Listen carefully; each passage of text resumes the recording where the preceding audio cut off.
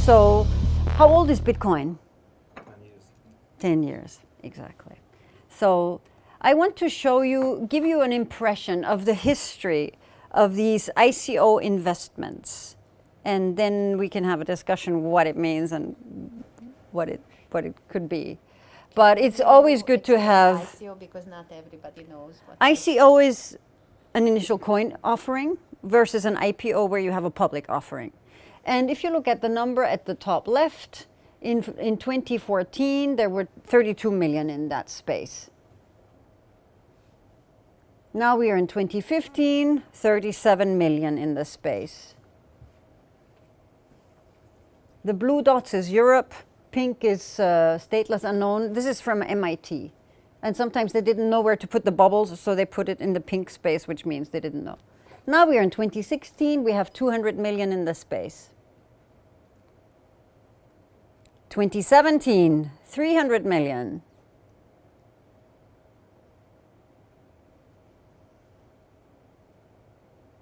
'17 summer. 2017 fourth quarter.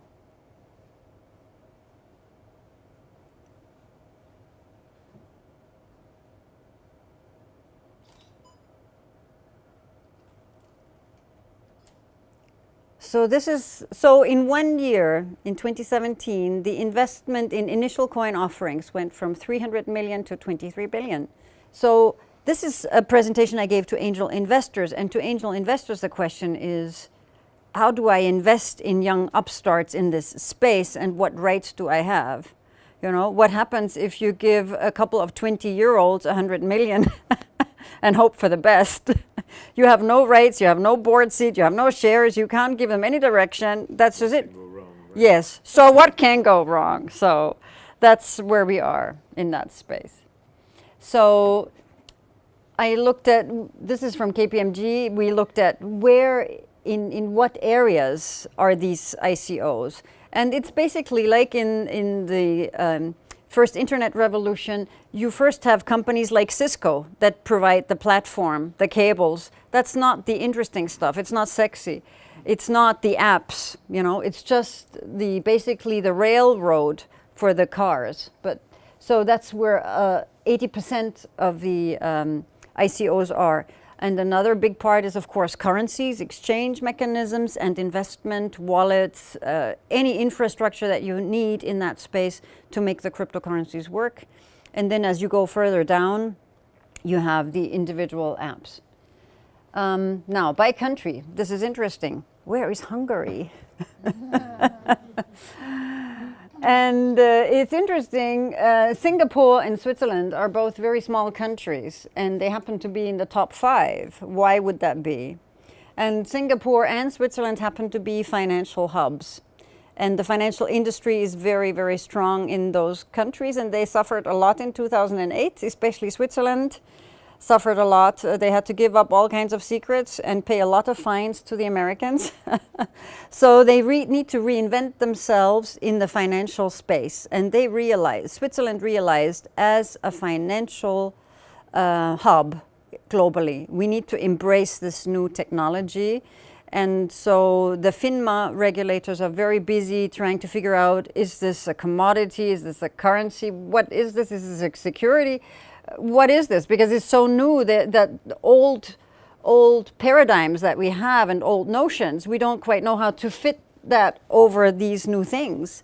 So that's what makes regulation tricky. But they're working on it. In Switzerland, Bitcoin is a legal currency. And in Canton Zug, we can pay a part of our taxes, the cantonal taxes, in Bitcoin. And at each train station, you can also buy Bitcoin and put it on your mycelium on your wallet. So this is interesting. Top countries by the number of ICOs per million people. Estonia is number 1. They have very smart mathematicians. And again, Singapore and Switzerland are right up there, and also Slovenia. Again, it's because of the regulatory security that you have in that space. There is at least an effort to do something about regulation and make a community, because you need a hub. People need to network like you do here. There needs to be an exchange, because we're building something completely new that is on grassroots. So it's nice to have something like Crypto Valley, where you have more than 300 companies working together, and their regulatory authorities come and ask for advice. And we, as InnoX, are working now on an investor tour for Crypto Valley, where we bring investors to Crypto Valley, and there is also some FINMA regulators there explaining what they're helping to do to make this happen. Now, what does that mean for angels? Will ICOs surpass venture capital, classical angel investment, you know? So this was why I was at ABAN, because they asked themselves, is this a danger for us? And I say, well, angel investors love disruption. Welcome to the club. Now it starts to hit you. And what does it mean for venture capital?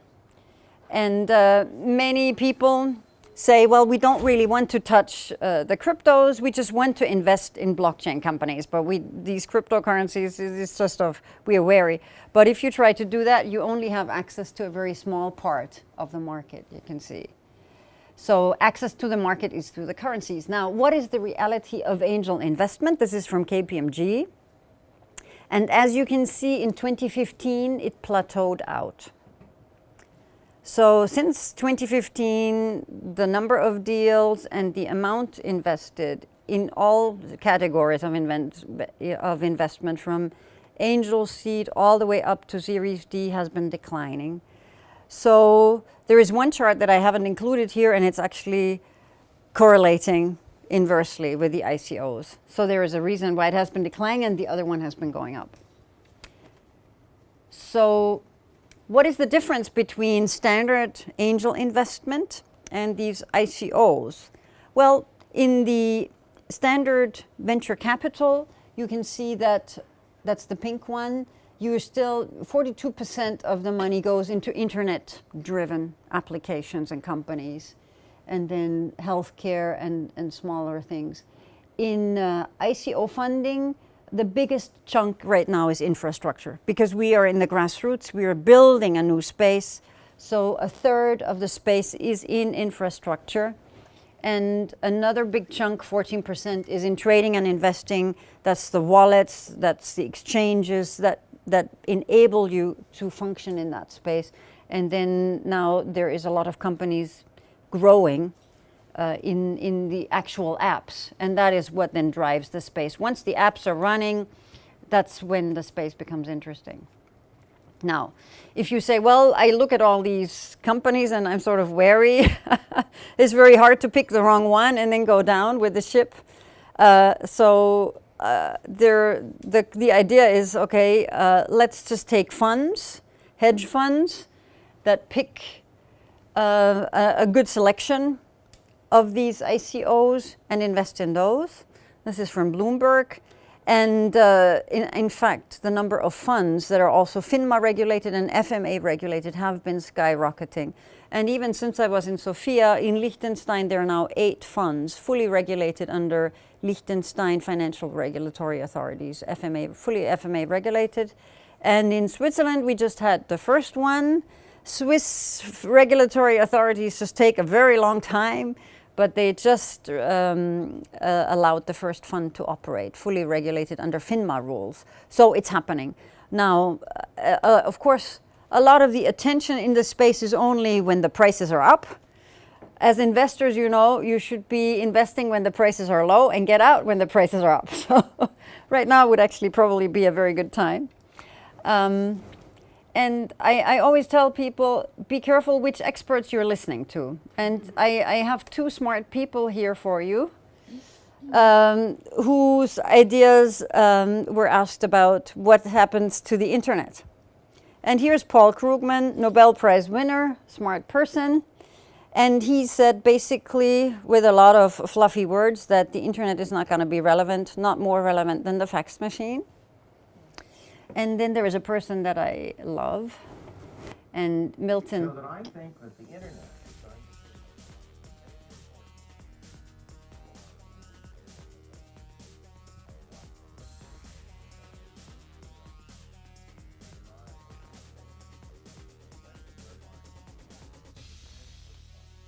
So what I'm trying to tell you is choose your experts wisely.